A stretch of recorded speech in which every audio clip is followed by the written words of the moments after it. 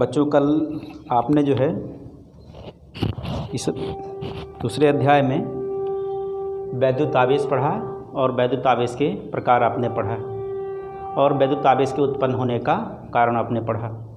ठीक, आज हम बात करेंगे चालक और अचालक की, किसको हम लोग चालक कहते हैं और किसको अचालक कहते हैं, तथा ऊर्जा के स्रोत की बात करेंगे। ठीक है, तो इस पर हम आज डिस्कस करेंगे। चालक क्या होते हैं? सबसे पहला क्या है? चालक। चालक का मतलब यहाँ होगा वैद्युत के चालक। ठीक है, उन्हीं को हम लोग चालक कहेंगे। तो इंग्लिश में से कहते हैं कंडक्टर, CONDUCTOR, कंडक्टर। इनको हम लोग चालक कहेंगे। ठीक है, तो चालक हम उन्हें कहते हैं ऐसे पदार्थ जिनमें से होकर आवेश एक स्थान से दूसरे स्थान तक जा सकता है, उन्हीं को क्या कहते हैं? हम लोग चालक कहते हैं। या ऐसे कह लीजिए, ऐसे पदार्थ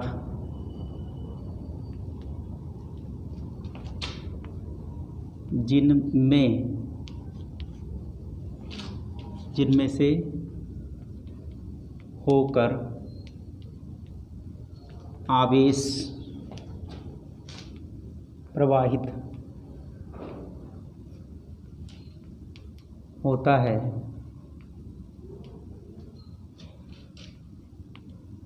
चालक कहलाते हैं।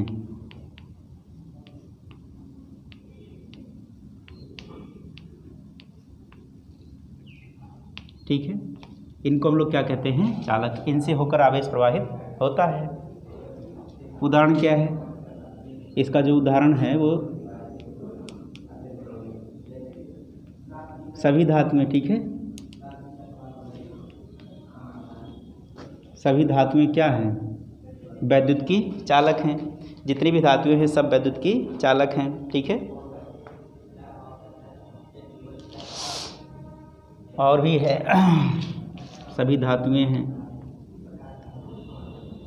मनुष्य का शरीर भी है, ये भी ध्यान रखना है। धातुएं वैद्युत की चालक तो है ही, और साथ ही साथ में मनुष्य का शरीर है। जल ऐसे लिख सकते हैं, नमक का जलीय विलयन,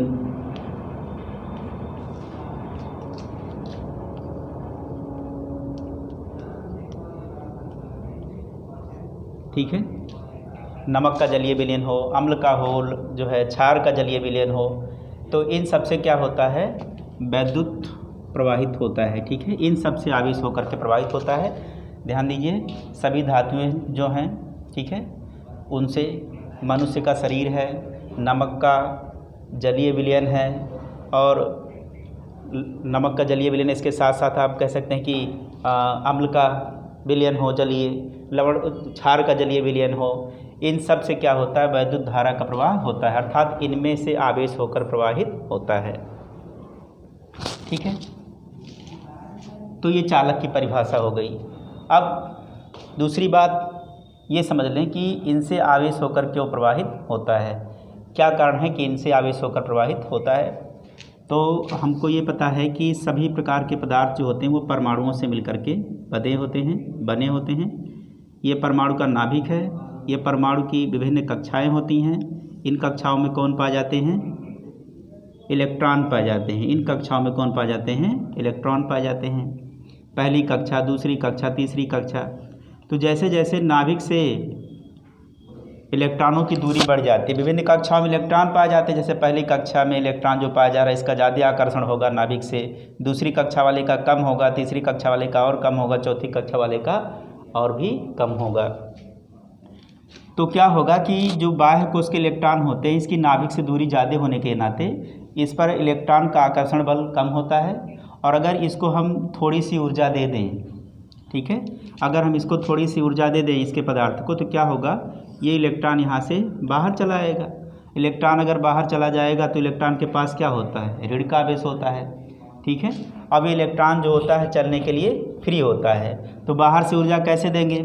बाहर से ऊर्जा देने का कारण किस तरह से दिया जा सकता है? हम पदार्थों को आपस में रगड़ के दे सकते हैं कि पदार्थ को हम लोग गर्म कर दें, ठीक है। इन सब कारणों से उसे ऊर्जा, इलेक्ट्रॉन को ऊर्जा मिल जाती है और इलेक्ट्रॉन क्या होता है, मुक्त हो जाता है वहाँ से, ठीक है। वो क्या करता है, मुक्त होने का मतलब क्या है कि अब ये नाभिक के चारों तरफ नहीं घूमेगा।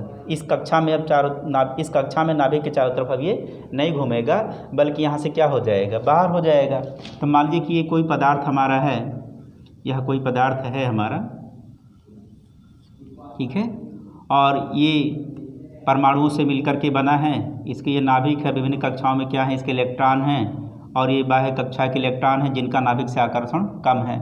अब क्या करेंगे, अगर हम इसे वातावरण में रख रहे हैं मान लीजिए, तो वातावरण से इसको उसमें ऊर्जा मिल जाएगी। अब वातावरण से उसमें जब ऊर्जा मिल जाएगी तो क्या होगा, इसका आकर्षण कम है और इसको ऊर्जा अतिरिक्त मिल गई, तो अतिरिक्त ऊर्जा मिलने के नाते कहाँ जाएगा, यहाँ से छोड़ करके ये बाहर आ जाएगा, ठीक है। ये इलेक्ट्रॉन क्या हो जाएगा, बाहर आ जाएगा। जब ये इलेक्ट्रॉन बाहर आ जाएगा तो इसके पास कैसा आवेश है, ऋण आवेश है। ऐसे इस प्रकार के पदार्थों में, ऐसे चालकों में होता क्या है, बहुत सारे परमाणु के इलेक्ट्रॉन जो है ऐसे ही उनकी जो है कक्षाओं से बाहर होते हैं, वो नाभिक के चारों तरफ घूमने का कार्य नहीं करते हैं, ठीक। तो ये क्या होते हैं, ये जो बाहर आ गए हैं, कक्षा को छोड़ के जो बाहर आ गए हैं, इसको हम कहते हैं मुक्त इलेक्ट्रॉन। क्या कहते हैं इसे, मुक्त इलेक्ट्रॉन।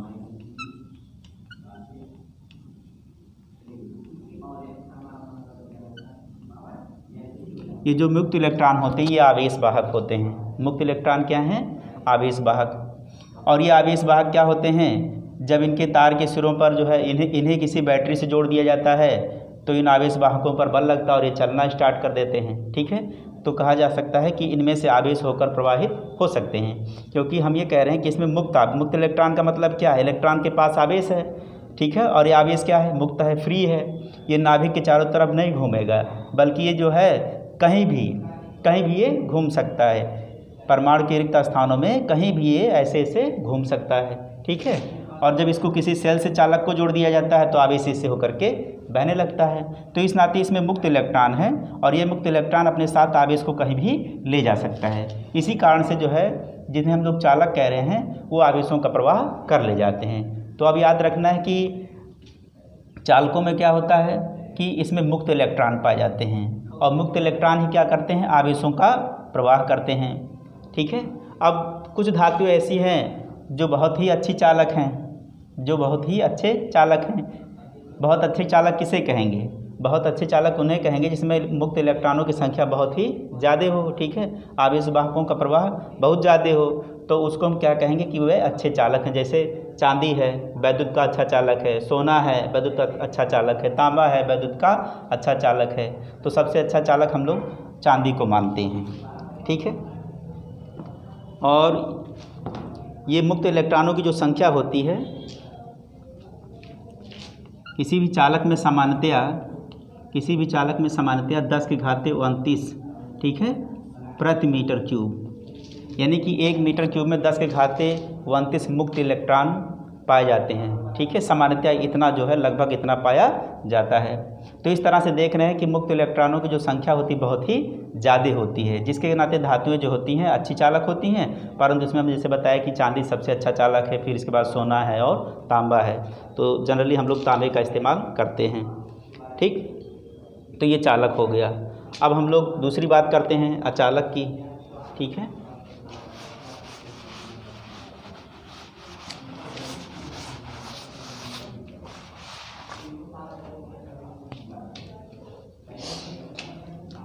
पहला हो गया और ये दूसरा हो गया अचालक। अचालक को हम लोग कुचालक भी कहते हैं, ठीक है, इसे हम लोग क्या बोलते हैं, कुचालक भी कहते हैं। तो ये कंडक्टर है और इसे कहा जाएगा नॉन कंडक्टर, ठीक है। किसे अचालक कहते हैं, ऐसे पदार्थ जिनसे आवेशों का प्रवाह नहीं होता, ठीक है, ऐसे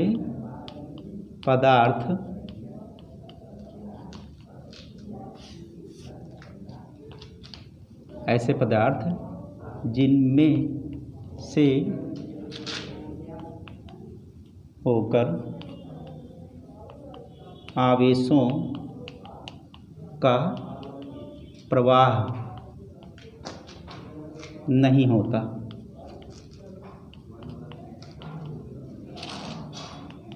उन्हें कुचालक कहते हैं।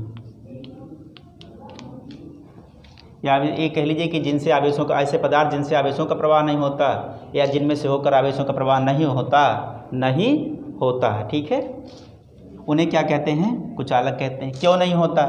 अब मुक्त इलेक्ट्रॉन के मॉडल के आधार पर आप कह सकते हैं कि इनमें मुक्त इलेक्ट्रॉन पाए जाते हैं, ठीक है। इसके कारण से मुक्त इलेक्ट्रॉन का मतलब उसके पास आवेश होता है और वो फ्री रहता है चलने के लिए।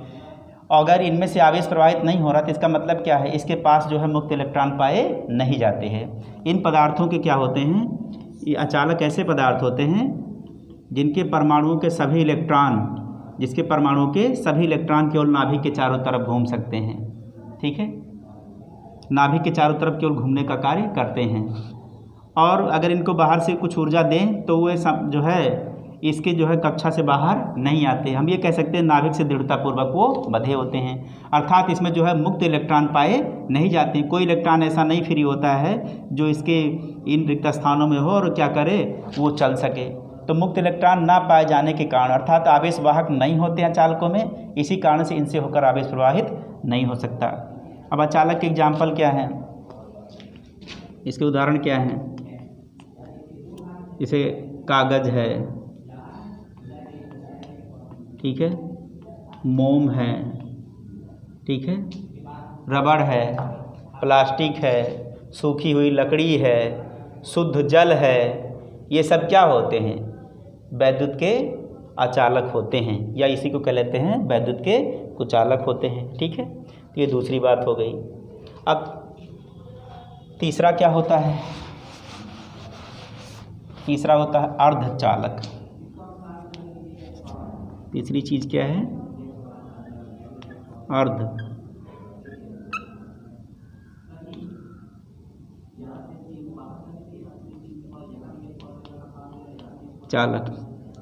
अर्धचालक किसे कहते हैं? कुछ पदार्थ ऐसे होते हैं जिनमें कुछ अशुद्धि यदि मिला दी जाए तो वे चालक का व्यवहार करते हैं, ठीक है, तो वे अच्छे चालक हो जाते हैं, ऐसा हम कहेंगे। तो उन्हीं को हम लोग क्या कहते हैं? अर्धचालक। ऐसे भी कहा जा सकता है कि जिनकी चालकता चालकों और अचालकों के मध्य हो, उन्हीं को क्या बोलते हैं? अर्धचालक बोलते हैं, ठीक है।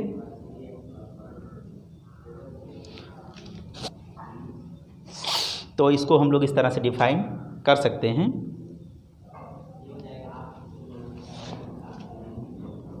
आप लिखें, इस तरह से लिख सकते हो, या तो कुछ पदार्थ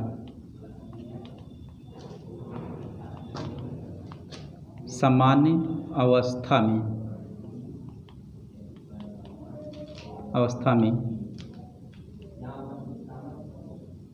अचालक होते हैं,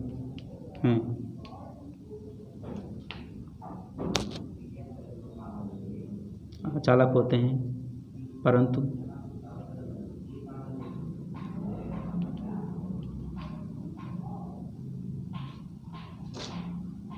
इनमें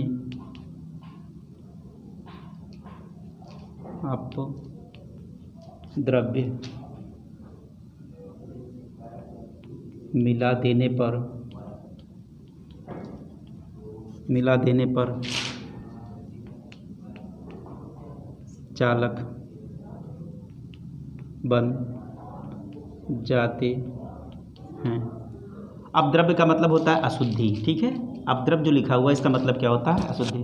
तो कुछ पदार्थ ऐसे होते हैं सामान्य अवस्था में वो चालक का व्यवहार नहीं करते, परंतु अगर उसमें अशुद्धि मिला दें या अपद्रव्य मिला दें तो ये चालक बन जाते हैं। इन्हीं को हम लोग क्या बोलते हैं? अर्धचालक बोलते हैं। इसका एग्जाम्पल क्या है? सिलिकॉन और जर्मेनियम। सिलिकॉन और जर्मेनियम क्या कहलाते हैं? अर्धचालक, ठीक है। तो इस तरह से जो है हम लोग जो है चालक किसे कहते हैं, अचालक किसे कहते हैं और अर्धचालक किसे कहते हैं, ठीक है। इन तीन चीज़ों को हमने पढ़ा। चालक में मुक्त इलेक्ट्रॉन होते हैं, जिसके नाते वे चालक का कार्य करते हैं। इनमें मुक्त इलेक्ट्रॉन नहीं पाए जाते, जिसके कारण वे चालक का कार्य नहीं करते। सामान्य अवस्था में हम ये कह सकते हैं इसमें मुक्त इलेक्ट्रॉन नहीं होते, जिनके नाते वो उस समय अचालक रहते हैं, परंतु अशुद्धि मिलाए देने पर उनमें जो है मुक्त इलेक्ट्रॉन पाए जाते हैं, जिसके कारण से वे चालक बन जाते हैं। ठीक है, तो इस तरह से हमने 3 बातों की चर्चा की। अब इसके बाद में जो है हम लोग डिस्कस करेंगे ऊर्जा के स्रोत की बात करेंगे। ठीक है, ऊर्जा के स्रोतों पर।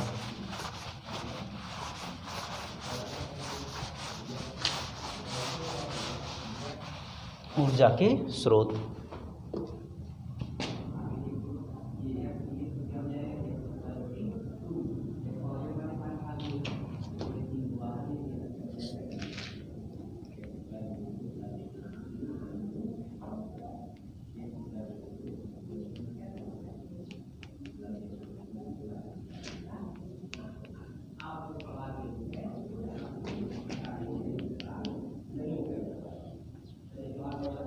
Source of energy.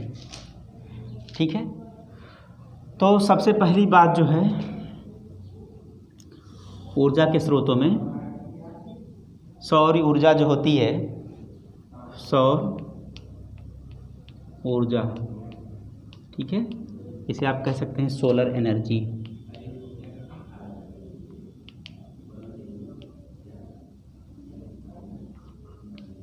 सूर्य से प्राप्त होने वाली ऊर्जा।